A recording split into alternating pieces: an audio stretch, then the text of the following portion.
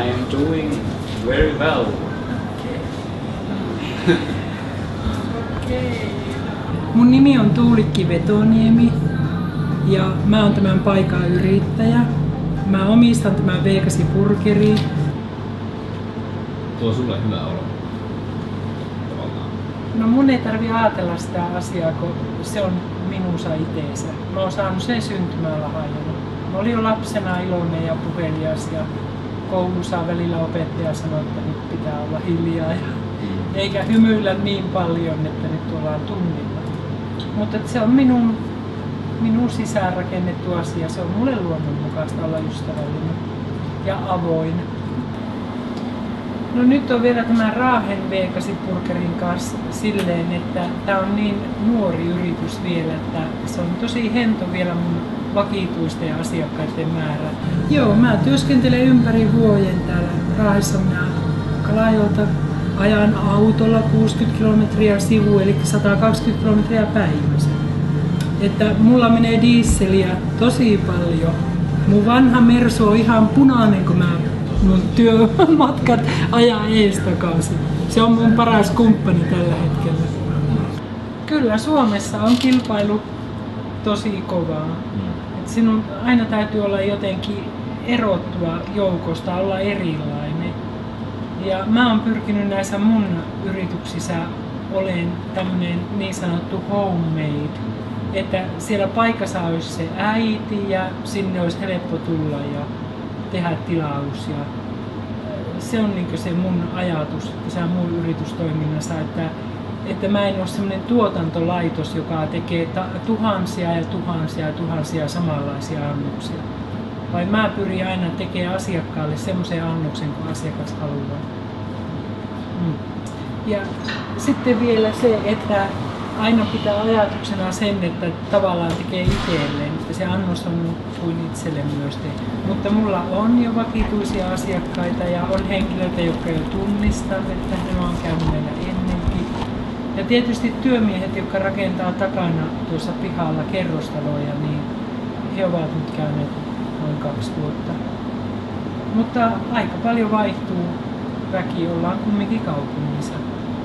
Ja mä vielä voisin sanoa yhden lauseen. Voinko mä sanoa kysyä? Mä tietysti unohdin nämä koululaiset tässä, joita tässä ympäristössä on paljon, niin iltapäivällä käy aina koululaisia ja niistä joistakin on tullut jo ihan tuttuja.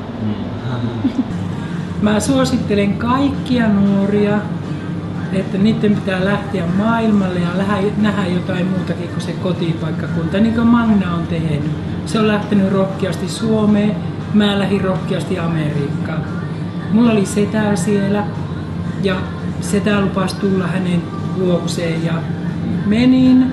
Ja se paikka Kalajoki ja pieni Etelänkylä, sieltä ei ollut kukaan koskaan lähtenyt nuori Amerikkaan. Että mä olin vähän niin kuin heti sitten hero, kun mä tulin takaisin Amerikan reissut tehtynä. Ja mä menin mun setän tykö ja setä tarjosi mulle sitten työtä rakennuksilta, mutta sehän oli, eihän semmoista saanut tehdäkö, ei ollut green cardia, että sehän tavallaan on niin kuin laitonta. Mutta kun mä asuin setään perheessä, niin totta kai se pystyi ottamaan tavallaan tyttärensä rakennustöihin mukaan.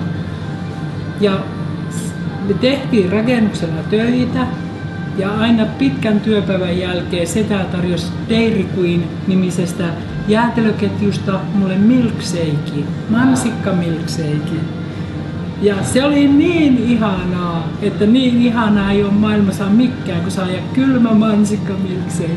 Ja se on koko mun Vegasin idea, että kun mä pääsin Suomeen, niin mä aina ajattelin, että mä perustan oman bisneksen ja mä myyn milkshakeja.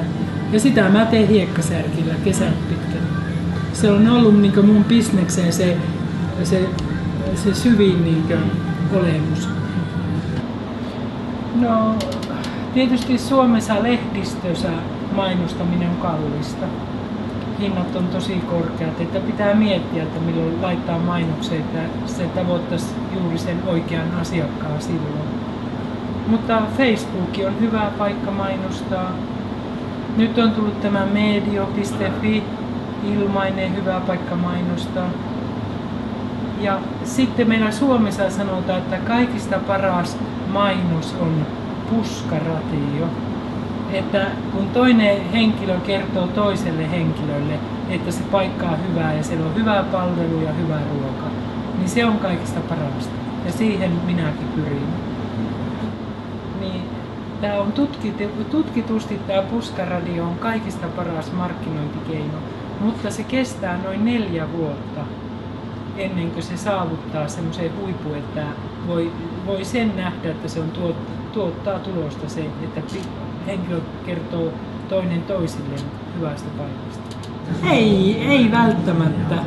Kyllä niin joskus huomaa, että sanoo reippaasti suomalaiselle nuorelle, että no hei, terve, mitä kuuluu, niin se saattaa katsoa ihan näin takaa, että kelle se kuuluu. Mä niin joskus aina törmään siihen asiaan, että suomalaiset on vähän sisäänpäin kääntyneitä ja sillain toisaalta, että jos niin hirveä, mutta semmonen mä oon ja saan kauheasti kyllä siitä sitten palautetta ja kiitosta, että on vähän sellainen erilainen.